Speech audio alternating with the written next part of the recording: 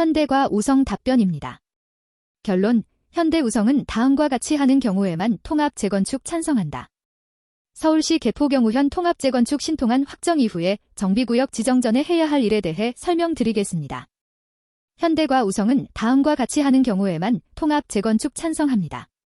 1하는 경남과 현대우성 정확히 180도 반대로 하는 경우에만 통합 재건축 찬성합니다. 현 신통안대로 하면 안 한다. 반대로 하면 합니다. 경남에서 소형 위주로 임대를 전부 배정한다. 기부 체납 많이 한다. 상가 배치, 동 배치도 간격 좁게 만든다. 반면에 현대과 우성은 소형 임대 비율을 0%로 한다. 무상 공원 부지를 받는다. 세대주 삶의 질 높이는 시설 집중해서 배치한다. 2하는 현대과 우성은 별도로 통합 재건축하겠다. 경남과는 하지 않는다. 3하는 다시 계획안을 만들어 오면 고민해보겠다. 주민 제한한 세대 수를 조정해서 신통한 세대 수 확정되었다. 정비구역 지정 전에 희망평형 재조사를 진행해서 바로 잡아야만 한다. 정비구역 지정 후에는 어렵다. 통추위에게 문의하면 주민 제한한 세대 수를 보여준다. 통추위는 이후 조정된 세대 수는 모른다고 한다. 직접 강남구 서울시에 문의하라고 한다. 통추위는 정비구역 지정 후에도 희망평형 재조사하고 변경 가능하다고 한다. 아니다. 정비구역 지정 후에는 희망세대 수 가능하다고 하지만 실제로 불가능하다.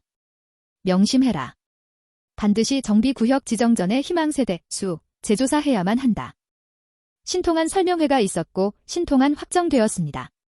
정비구역 지정 전 해야 할 일을 해야 합니다. 설명회 자료는 총 57페이지입니다. 설명회 자료에서는 40페이지만 발표하였고 나머지 17페이지는 비공개입니다. 신통안이란 공공성을 갖고서 보다 많은 기부 체납을 하고 보다 많은 공공주택과 소형 국민 평형을 제공하는 겁니다. 경남은 혜택을 많이 받고 우성과 현대는 보다 많은 공공기여를 하게 됩니다. 신통안 최종 단지별 세대수 및 평형 규모입니다. 현대 우성은 공공기여자입니다. 신통안 통합계획 세대 총수는 2340세대입니다. 전체 세대에서 소형 비중은 현대 우성에서 기여합니다. 경남은 소형 추천 비율이 0%로 전혀 없습니다. 반면에 현대과 우성은 소형 추천 비율이 높습니다. 임대는 현대과 우성에서 기여합니다. 중요한 건 세대주가 제안한 희망평형 수에서 조정되었습니다. 현대 우성은 세대주가 제안한 희망평형 수보다도 소형 추천 비중이 늘었다는 사실입니다. 경남은 세대주가 제안한 희망평형 수보다도 소형 추천 비중이 줄었다는 사실입니다. 현대 부성만 46에서 47평형 세대는 30에서 50% 소형 평수로 추첨입니다. 현대 누성만 56에서 58평형 세대는 20% 소형 평수로 추첨입니다. 현대 우성만 임대 세대 할당입니다. 경남은 모든 평형 세대가 현 평수보다 큰 평형으로 추첨입니다. 우성을 예로 들어보겠습니다. 신통안 계획으로 추진 시 임대 비율은 0%에서 28%로 증가합니다. 소형 비중은 33%에서 79%로 증가합니다. 결국 임대 소형 단지가 됩니다. 인근 재건축 단지 공공임대 비율과 비교해봐도 10% 이상 높습니다. 둘째, 현대두성은 상가 많이 쏠려 있습니다. 상가 비분양 시 조합원 분담금 추가됩니다. 우성 신통안 전후 비교. 당부드립니다. 정비구역 지정되면 못 고칩니다.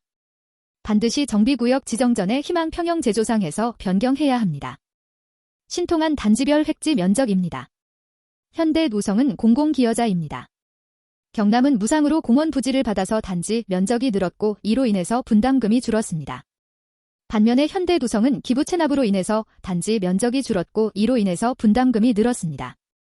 예로 경남은 세대당 분담금이 1억 원 준다고 하면 현대 두성은 세대당 분담금이 1억 원 늘어날 수도 있습니다. 신통안 단지 배치도입니다. 현대 두성은 공공기여자입니다.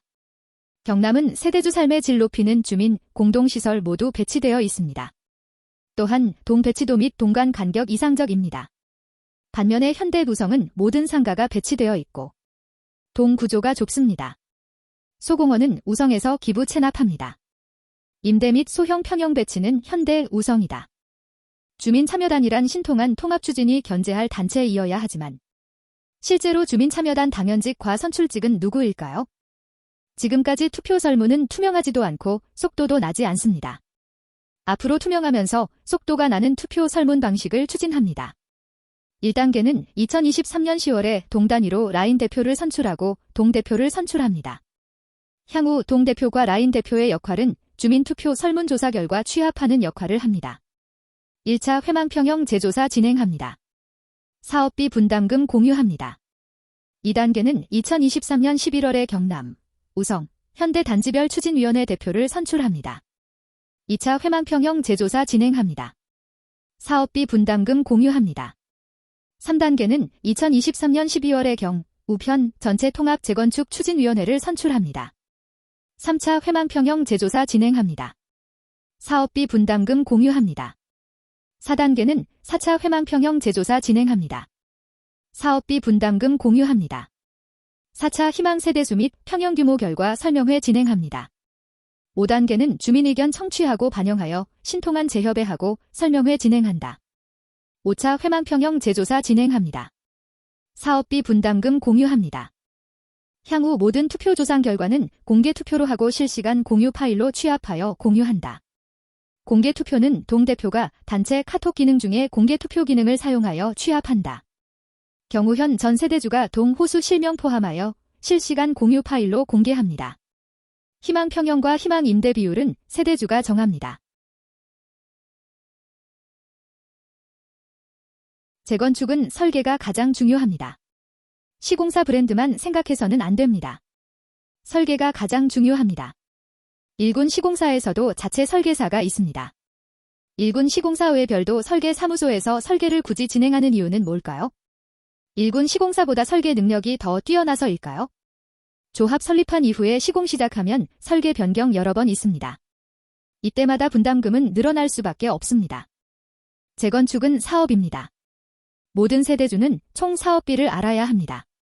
모든 세대주는 본인이 희망하는 평형으로 배정받는데 얼마의 분담금이 필요한지 정확히 알아야 합니다. 경우 현 모든 세대주가 희망 평형 조사할 때는 분명히 모두 같은 층을 기준으로 조사했습니다. 첫째, 경, 움 현 모든 세대주가 원하는 평형으로 추첨 가능해야만 한다. 둘째, 단지 설계는 다음과 같이 두 가지 안 중에 어떤 안을 선택할지는 세대주가 정합니다. 이라는 기존 안으로 모든 동을 같은 층으로 배치하는 방안입니다. 이 안은 신통안에서 보여준 다채로운 스카이 라인입니다. 신규 배정받는 동 위치는 현재 주거하고 있는 동 위치를 기준으로 한다. 신규 배정받는 층 수는 다음과 같이 한다. 전체 단지 설계 시 지상층은 꼭 주변 부지보다 높게 설계하여 침수 가능성 없게 한다.